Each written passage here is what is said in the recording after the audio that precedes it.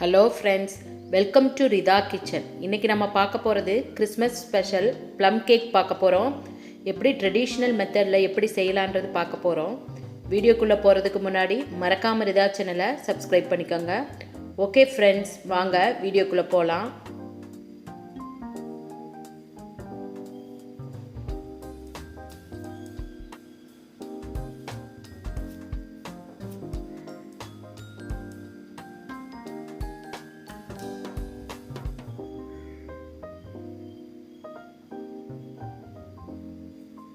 இந்த plum cake தேவையான dry fruits நம்ம ஃப்ரூட் ஜூஸில் ஊற வைக்க போகிறோம்.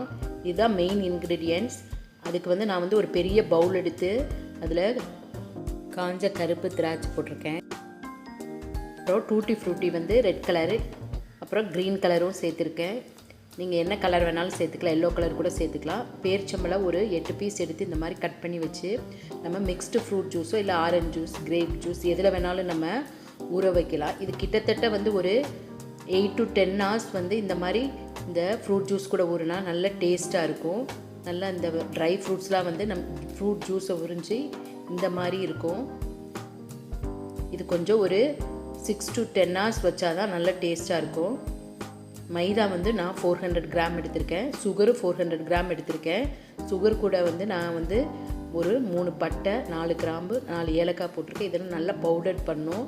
முட்டை 2 எடுத்திருக்கேன். ஆயில் 250 கிராம் எடுத்திருக்கேன். பால் 150 கிராம் எடுத்திருக்கேன். ட்ரை ஃப்ரூட்ஸ் cashew இந்த மாதிரி சின்ன சின்ன பீஸாக கட் பண்ணி வச்சுருக்கேன். பாதாமும் சின்ன சின்ன பீஸாக கட் பண்ணியிருக்கேன்.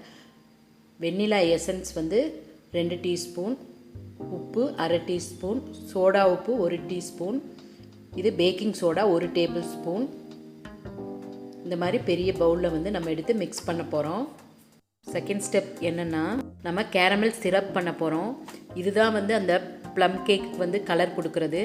இந்த மாதிரி 2 டேபிள் ஸ்பூன் சுகர் எடுத்து நம்ம தண்ணி ஊற்றாமல் அடுப்பில் வச்சு இந்த மாதிரி கேரமலைஸ் ஆனோடனே ஒரு 4 டேபிள் ஸ்பூன் தண்ணி ஊற்றி நல்லா மிக்ஸ் பண்ணி கேரமல் சிரப் ரெடி பண்ணிக்கணும். இந்த கேரமல் சிரப் பண்ணும்போது இதெல்லாம் இந்த கேரமலில் ஓரமாக ஒதுக்கிட்டு தான் தண்ணி ஊற்றணும், இல்லாட்டி ஒரு மாதிரி கெட்டியாயிரும். அப்படி ஆனாலும் பிரச்சனை இல்லை, நம்ம சூடாக நல்ல லிக்விட் ஃபார்முக்கு வந்துடும். இப்போ இந்த மாதிரி கேரமல் சிரப் நல்லா கொதிச்சோன்னே நம்ம ஆஃப் பண்ணிவிட்டு இது நல்லா ஆற வச்சுக்கணும். இதோட இன்க்ரீடியன்ட்ஸ் எல்லாமே நான் டிஸ்கிரிப்ஷனில் கொடுக்குறேன், நீங்கள் செக் பண்ணிக்கோங்க. இப்போ இந்த அளவு கொதிச்சா போதும், ஆஃப் பண்ணிக்கலாம். இப்போ நான் அந்த பவுலில் 2 முட்டை எடுத்து நல்லா பீட் பண்ணி அந்த மஞ்சக்கரு வெள்ளைக்கருவும் நல்லா ஒன்று சேர்ந்து இந்த மாதிரி க்ரீமி கன்சிஸ்டன்சிக்கு வரணும். இந்த ஸ்டேஜில் நம்ம ஆயில் சேர்த்துக்கலாம். ஆயிலுக்கு பதிலாக நம்ம வெண்ணெய் வேணாலும் இதே அளவு ரூம் டெம்பரேச்சரில் வெண்ணெய் சேர்த்துக்கலாம். வெண்ணெய் சேர்த்தாலும் நல்ல டேஸ்ட்டு சூப்பராக இருக்கும். இதை நல்லா மிக்ஸ் பண்ணால் நமக்கு கண்டென்ஸ் மில்க் கன்சிஸ்டன்சிக்கு வரும், இந்த மாதிரி வரும். இப்போ இந்த ஸ்டேஜில் நம்ம பவுடர்ட் சுகர் ஆட் பண்ணிக்கலாம். இப்போ சுகர் கூட நம்ம பட்டை, கிராம்பு, ஏலக்காய் சேர்த்துருக்கோம். அதான் இந்த ப்ளம் கேக்கு நல்ல ஃப்ளேவர் கொடுக்கும். இதை நல்லா மிக்ஸ் பண்ணிக்கோங்க. பாருங்கள், இந்த மாதிரி மிக்ஸ் பண்ணிவிட்டு நல்லா பாருங்கள், நல்ல ஒரு திக் கன்சிஸ்டன்சி ஃபார்முக்கு வரும். இப்போ இந்த ஸ்டேஜில் 150 கிராம் பால் சேர்த்துக்கணும். சேர்த்துட்டு நல்லா மிக்ஸ் பண்ணிவிட்டு பால் சேர்த்துட்டு கொஞ்சம் ஸ்லோவாக மிக்ஸ் பண்ணணும். மிக்ஸ் பண்ணிவிட்டு எல்லாம் ஒன்று சேர்ந்த பிறகு நல்லா பீட் பண்ணிக்கலாம். பாருங்கள், இந்த மாதிரி கன்சிஸ்டன்சியில் இருக்கும். இப்போ இந்த ஸ்டேஜில் வெண்ணிலா எசன்ஸ் 2 டீஸ்பூன் விட்டுக்கணும். வெண்ணிலா எசன்ஸ் நல்ல ஃப்ளேவர் சூப்பராக இருக்கும். இதை நல்லா மிக்ஸ் பண்ணிவிட்டு நம்ம ட்ரை இன்க்ரீடியன்ட்ஸ்லாம் சேர்த்துக்கலாம்.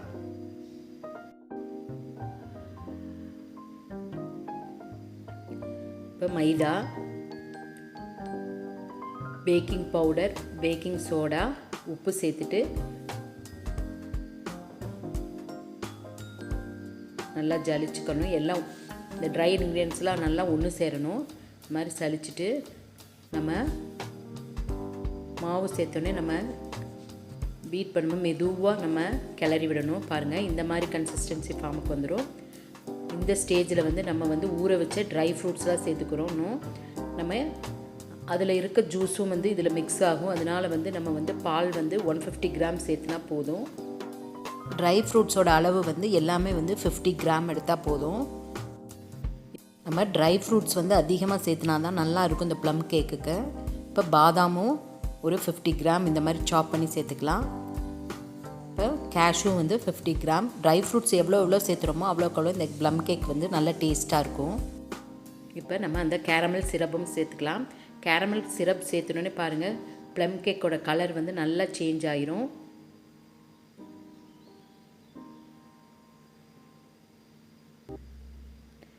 இந்த கேக் வந்து மெயினான இன்க்ரீடியன்ட்ஸ் வந்து அந்த கேரமல் சிரப் தான்.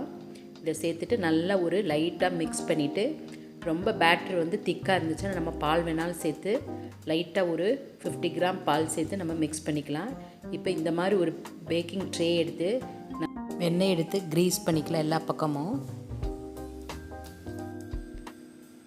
மறுபடியும் இதில் வேணாலும் மைதாவை நம்ம போட்டு டஸ்ட் பண்ணிக்கலாம்.